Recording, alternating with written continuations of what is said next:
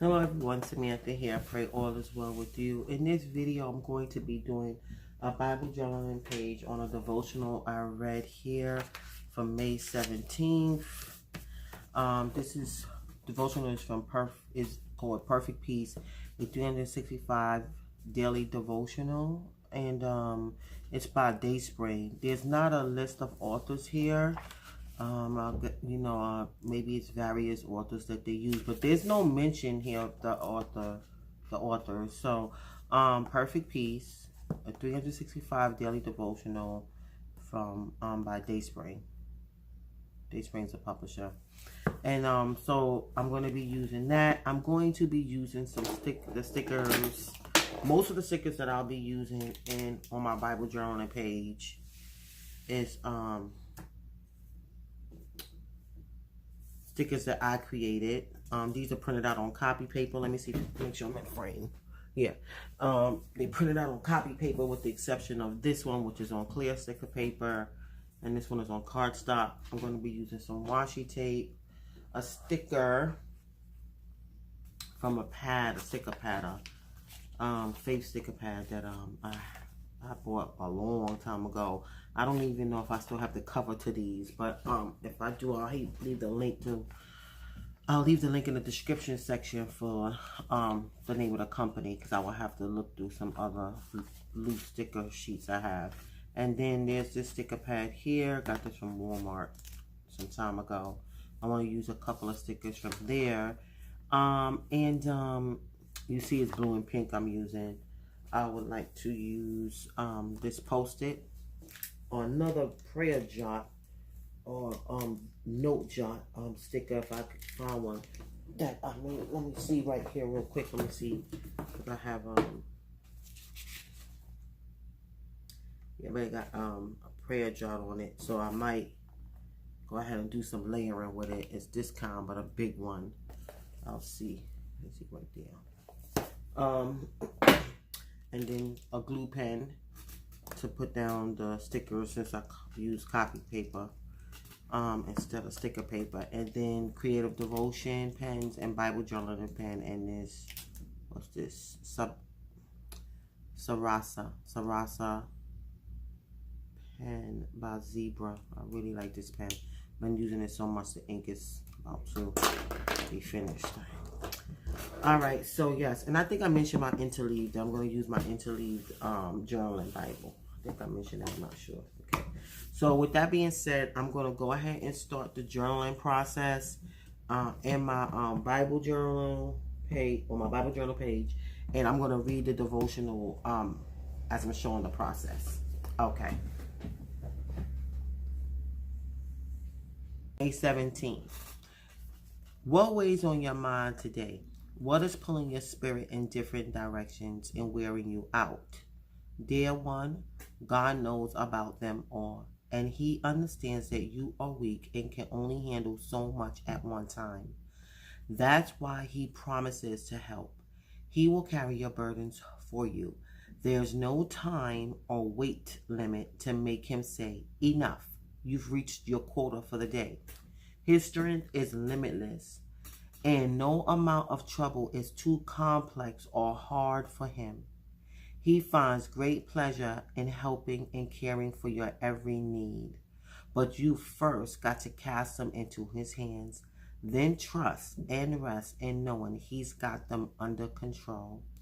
It says, and in the scripture, Psalm 55:22, give your burdens to the Lord, and He will take care of you. He will not permit the godly to slip and fall.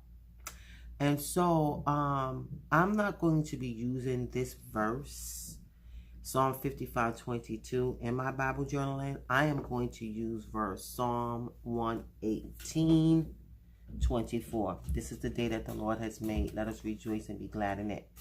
And why am I using that? And this scripture, this devotional does not mention joy. However, I saw a connection, and so that's why I'm going to use that verse, because when I think about how things can be way hard on us, or just there's just challenges and struggles, and going to God for help, I think of the joy of the Lord, because every day we're faced with something. Not, I shouldn't say every day, but there are days when we're faced with challenging things, and it's like, God, I cannot do this. Please help me. I cannot endure. I can't persevere, Lord. I'm giving up. I know you said don't, but I just can't do this anymore.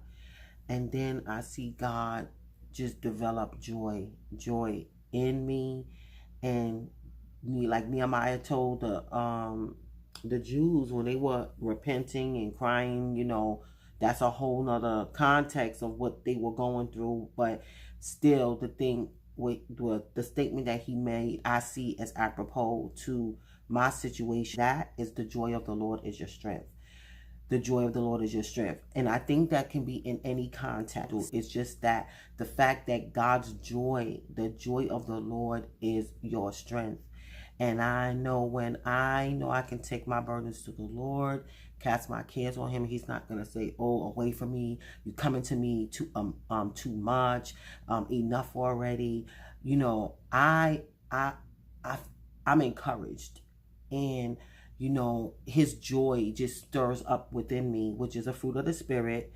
And I have strength to endure, casting my cares on the Lord and just saying, Lord, I lay them down for the joy of the Lord. There's a song that says, I'm trading my sorrow. I'm trading my pain.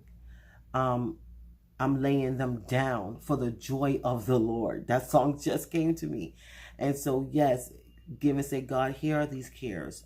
Here are these struggles, Lord, I'm not trying to do this in my own strength. And I want your joy in replacement of these things. I know they're not going to go away, but you're right now, because some things go away immediately. God could do it miraculously immediately, but sometimes it's something that we need to learn, so we need to go through it.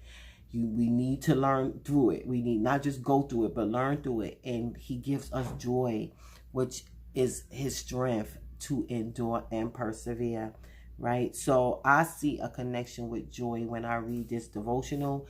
And again, this is the day that the Lord has made. We shall rejoice and be glad in it. So even on challenging days where I may cry, I may be angry, I may say, Lord, help me before I go off on someone, I can see his joy, because he doesn't let me fall into like this dark hole of depression, or just like, oh my God, even if I have to shut myself away for a few hours, and sometimes he allows that just so I can just be with him and not be talking to anyone else. It depends. There's various seasons, different seasons, the way that God does things with me, and also with you. It's with his children, with his people, period.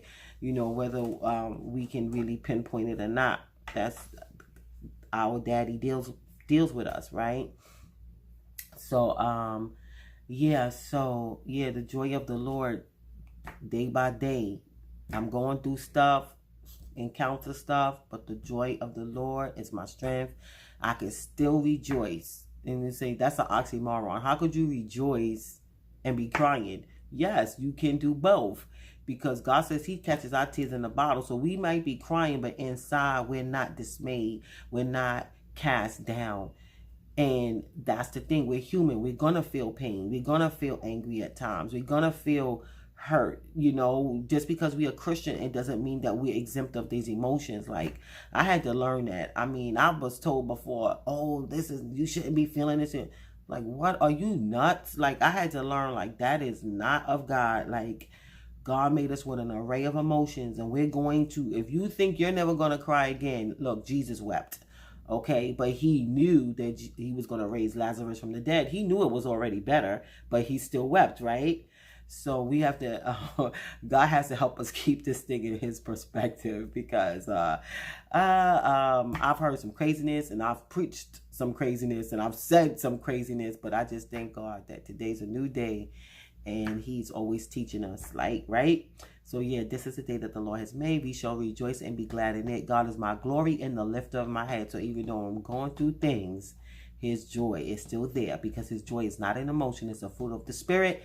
And he's always purging us to bring forth more fruit, right? Yes, the Spirit of God is in us. The fruit of the Spirit is in us. We're just growing growing in the Lord. So with that being said, I'm going to continue my Bible journaling page, and then when I finish, I'll come back on to just review it.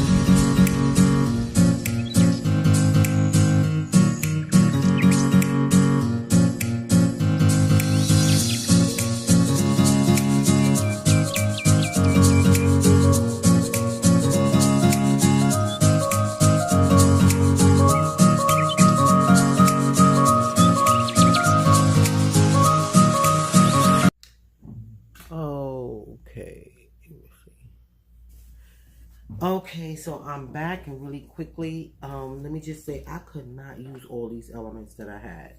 It just was just too much. I even had went off camera and tried to position it a different way, and it just looked very, very cluttered. So I didn't use all of this that I plan to use. I didn't use anything from here, and I didn't use any Post-it. So maybe in my other Bible, the illustrating Bible, I'll be able to use like more elements at a time. But it could even be how can I say, a person may think that they could use a lot of elements even on this blank page, but it does have a lot to do with whether you plan to write on the page, write a lot on the page, or how much you're going to write on the page. And I knew that I wanted to write a little, so when I started like when I went off camera to try to like position the elements, I saw that it was just taking up all the space, and I wasn't going to have any space to really write down anything. So here you saw this process, and here I wrote out the scripture again. I just wrote a little note you know, to myself, and then I wrote a prayer here. I didn't bother to put that prayer tag that I had here because I just didn't like the way it looked. I didn't like it, so I wanted black here because I had black here. So I think I'm gonna make some more of these labels, but I'm gonna put words in some of them. I think I did that with another set, but anyway, with these swatches, I know I did that, but I like these too with words. But so I just penned it in, and so yeah, and I thought I was going to use one of these stickers to put at the bottom or something, but it just started looking a bit too cluttered for me. So I was like, let me stop while I'm ahead.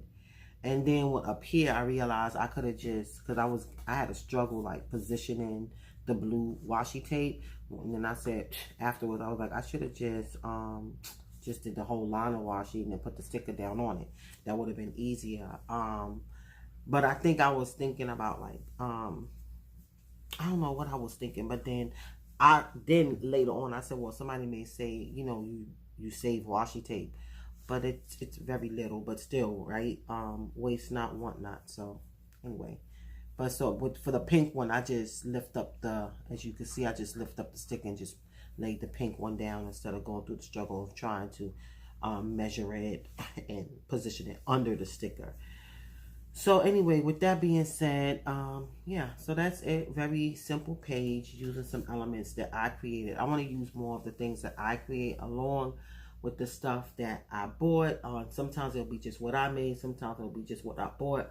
But I know I need to mix it up, and I need to start using the things that I made and put them on video, not just, you know, in private. Just put it on video too, so that way if somebody wants to support me, they can see what I create and go and purchase. And yeah, so the link to my Etsy shop is in the description video. Is in the description video, in the description section of this video. And it's really like little jots, little doodles, you know. It's nothing like really, really fancy, you know, and intricate, but they're cute. And I think if you write a lot, you probably like it, because sometimes, I know for me as a writer, I don't like images that take too much away from the writing. And that's just a matter of perspective, because for some people it doesn't. So I don't want to be like, how can I say, opinionated with that. That's just my personal preference. So, all right. So with that being said, I want to say thanks for watching. God bless you. And remember, Jesus loves you. Bye-bye.